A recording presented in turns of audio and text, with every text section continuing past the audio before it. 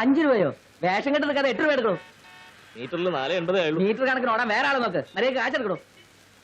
ഇതാ ഇതുപോലെ അക്രമ കേട്ടോ. ഓ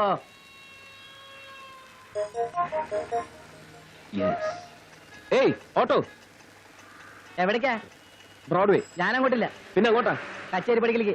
ആ എങ്കിലും അങ്ങോട്ട്.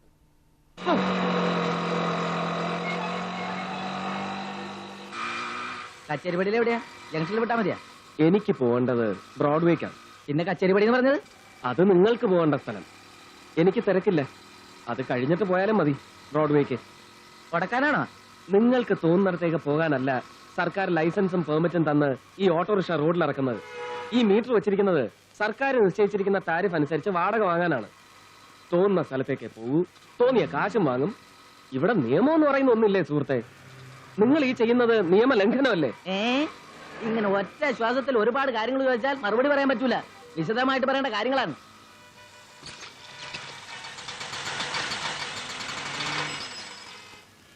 വേണ്ട, ഈ സാറിന് നമ്മളെ കുറച്ച് നിയമം പഠിപ്പിക്കാനുണ്ടെന്ന്. വരണടാ.